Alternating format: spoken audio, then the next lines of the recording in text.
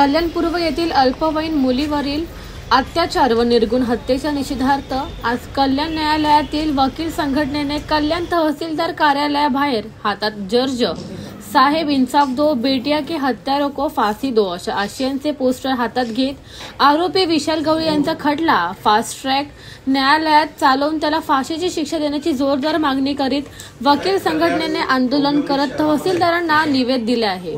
त्याचबरोबर कल्याण डोंबिवलीतील वाढत्या गुन्हेगारीला आळा घालण्यासाठी पोलीस प्रशासनाने कठोर पावले उचलण्याची गरज असल्याचे वकिलांनी सांगितले।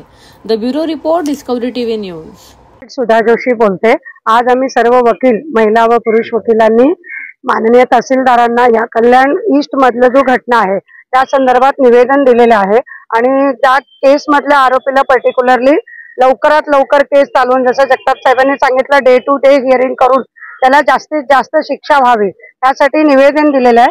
त्याच्या अंतर्गतच मी बोलते, विषयाला धरूनच बोलते।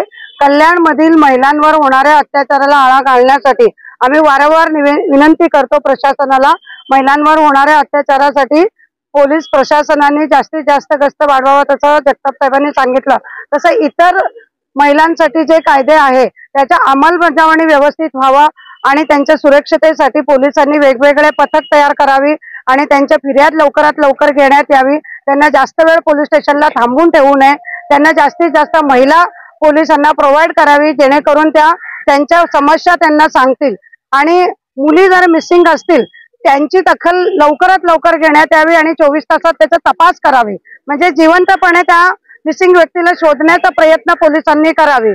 आणि ह्या केसमध्ये जसं निर्भयामध्ये संपूर्ण देश इंटरॅक्ट झाला होता आणि संपूर्ण देशात आंदोलन झाला होता, तसं तुम्ही पत्रकार म्हणून ह्या आपल्या देशात सगळे विषय पोहोचवतात, तसं कल्याण मधला जी निर्भया आहे तिची जी विषय संपूर्ण देशात पोहोचवावी जेणेकरून प्रशासनापर्यंत हा विषय जायला पाहिजे आणि महिलांच्या सुरक्षतेसाठी प्रशासनाने जास्तीत जास्त दक्षता घ्यायला पाहिजे।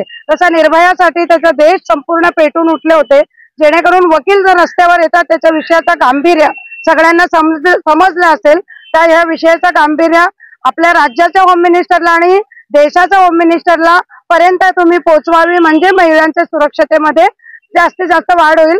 फक्त देशात एक नारा होता, बेटी बचाओ बेटी पढ़ाओ, बेटी ही नहीं बचेगा तो उसको आगे हम करेंगे क्या? इसके लिए पहला बेटी बचना चाहिए, उसके बाद आगे का विषय। इसके लिए बेटी बचाने के लिए हम रास्ते में आए हैं, इसका विषय पूरा देश। आज आम्ही जो मोर्चा काढला सर्व वकील संघटनांनी कल्याणच्या भारत आम्ही माननीय तहसीलदारांना जे निवेदन दिले आहे त्याच्यामध्ये हा जो मुलीबद्दलचा जो खटला आहे ज्यामध्ये आपल्या त्या मुलीची त्या आरोपीने निर्घृणपणे अत्याचार करून हत्या करण्यात आलेली आहे, हा खटला या कोर्टामध्ये फास्ट ट्रॅक मध्ये घेऊन डे टू डे चालवण्यात यावं आणि त्याच्यावर कठोर कारवाई करून त्याला फाशी शिक्षा देण्यात यावी ही आम्ही त्याच्यामध्ये विनंती केलेली आहे, मागणी केलेली आहे।